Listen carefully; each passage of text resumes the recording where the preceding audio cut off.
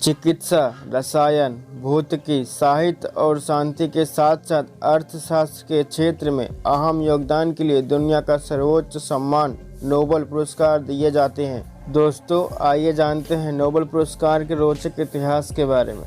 Nobel पुरस्कार की स्थापना स्वीडन के वैज्ञानिक अल्फ्रेड बर्नहार्ड नोबेल की याद में 29 जून 1900 में की गई और 1901 में पहला पुरस्कार वितरण समारोह किया गया। इसके तहत भारतीय रुपयों में 7.22 करोड़ रुपए पुरस्कार के रूप में दिए जाते हैं। अल्फ्रेड बर्नहार्ड नोबेल का जन्म 21 अक्टूबर 1833 में स्टॉकहोम के स्वीडन शहर में हुआ था। 9 वर्ष की उम्र में वे अपने परिवार के साथ रूस चले गए। अल्फ्रेड नोबेल एक अविवाहित स्वीडन वैज्ञानिक और केमिकल इंजीनियर थे। उन्होंने अपने पूरे जीवन काल में कुल 355 आविष्कार किए थे, जिनमें 1867 में उन्होंने डायनामाइट का आविष्कार किया था। दिसंबर 1896 में अपनी मृत्यु के पूर्व अल्फ्रेड नोबेल ने अपनी विपुल संपत्ति का एक बड़ा हिस्सा उन्होंने एक ट्रस्ट के लिए सुरक्षित कर दिया। उनकी इच्छा थी कि इस पैसे के ब्याज से हर साल उन लोगों को सम्मानित किया जाए जिनका काम मानव जाति के लिए सबसे कल्याणकारी पाया जाए।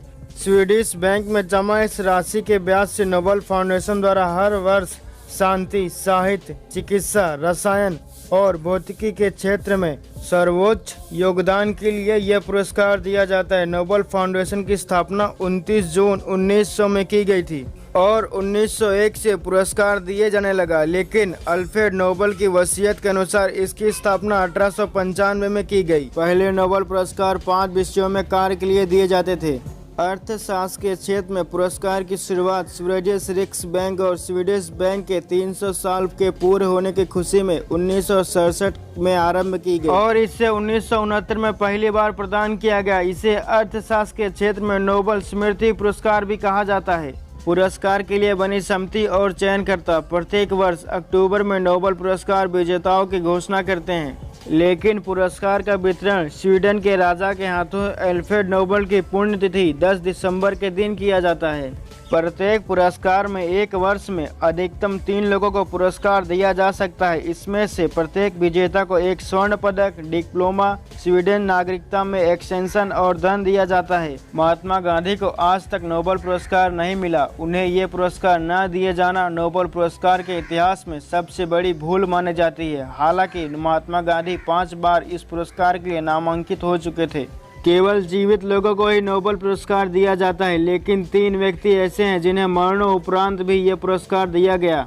सबसे पहले 1931 में एरी एक्सेल कार्लफर्ड को साहित्य के लिए, फिर 30 साल बाद 1961 में डॉग हॉमरशोल्ड को शांति के लिए पुरस्कार दिया गया था। इन दोनों की मृत्यु नामांकन और पुरस्कार दिए जाने के बीच हुई थी। तीसरी बार 1974 में फिर ऐसा हुआ और इसके बाद ये नियम ही बदल दिया गया। इतिहास में ऐसे भी लोग हैं जिन्हें 2 बार नोबेल पुरस्कार से सम्मानित किया जा चुका है। अमेरिका के जॉन वार्डन को 2 बार भौतिकी के लिए नोबेल पुरस्कार मिला। पहली बार 1956 में ट्रांजिस्टर के आविष्कार के लिए और दूसरी बार 1972 में सुपर कंडक्टिव थ्योरी के लिए। ब्रिटिश के फ्रेडरिक सेंगर को रसायन में 2 बार नोबेल पुरस्कार मिल चुका है। पहली बार 1958 में इंसुलिन की संरचना को समझने के लिए और दूसरी बार 1980 में।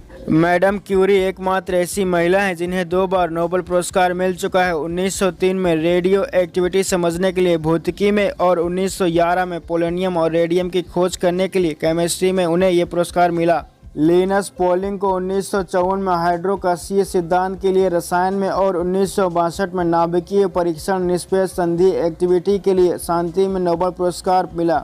सबसे ज़्यादा नोबेल पुरस्कार पाने वाले देशों में अमेरिका पहले नंबर पर है, दूसरे स्थान पर ब्रिटेन और इसके बाद जर्मनी और फ्रांस का नंबर आता है। 2014 में नोबेल प्राप्त करने वाली मलाला यूसुफजई अब तक की नोबेल प्राप्त करने वाली सबसे युवा विजेता हैं। दोस्तों, अब आप हमें कमेंट करके बताना मत भूलिएगा कि नोबेल प्राइज़ की कौन सी बात आपको सबसे ज़्यादा अच्छी लगी। और ऐसे ही इंटरेस्टिंग वीडियो देखने के लिए हमारे चैनल को लाइक, शेयर और सब्सक्राइब जरूर करें। धन्यवाद।